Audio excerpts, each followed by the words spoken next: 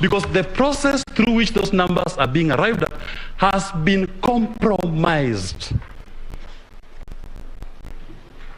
So that anybody inviting you even to look at the number is inviting you down an alley, a process in which the wish of the people has been convoluted. My learned senior John Mohammed, representing a poor voter, did say that voter just wants to see, just wants to know, how was my vote converted into account and the result of the elections. If the infrastructure and the process set up for that poor voter does not guarantee integrity, then, my lords and my ladies, it is my humble submission that the number that an individual ultimately comes out with at the end does not matter. If that number comes out in a manner that infringes the Constitution, you've come up with your number in a manner that violates specific provisions of the Constitution, then that number does not matter. The Constitution has to be upheld. Because the Constitution is what established the framework through which we will start generating that number. You ignore the Constitution, then it doesn't matter. We've not organized ourselves as a sovereign on how to arrive at number. My lords, as I move to conclude, I think it is very important that I buttress this point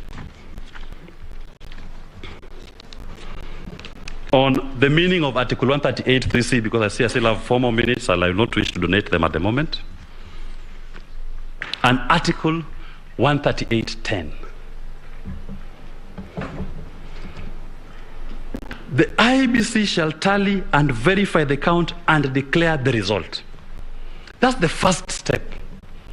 And I've invited the Honorable Court, there are numerous decisions from these courts on what a result is, outcome.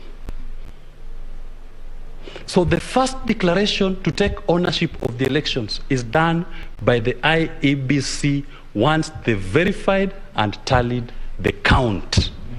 And some of the tools of verification, number one are the KIMS kits, because the KIMS kits were meant to send you voter turnout per polling station.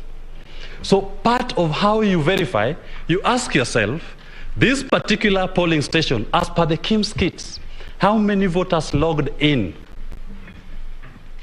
Thank you. How many voters logged in and voted in that polling station? Once you establish that, you check on the Form 34As, how many registered voters are entered to have voted in that station. If the numbers are different, then you ask for Form 32A, assuming some were identified manually. Those are the steps of verification. But if the numbers in your KIMS kits are less than the numbers of the votes returned and are not supported by any Forms 32As, then that's a polling station to be flagged. It means the verification has not returned or cleared that polling station. That is what the IEBC does. Verification is not, as they're trying to attempt to tell us, is about looking at the UV mark, looking at the serial number. Those are just part of verification. But the verification, number one, is to identify that indeed the true universe came out and voted.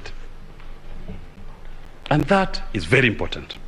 Once the commission satisfies itself, we go to Article 138(10), in which Article 138(10), the chairman now walks out of the commission meeting together with all his commissioners, if necessary, and proceeds to now declare the result. Because remember what I said, the first declaration was done by the IEBC when they concluded their verification and tallying. Then the other declaration, 138(10), is done by the chairperson. And then he issues the certificate as an individual.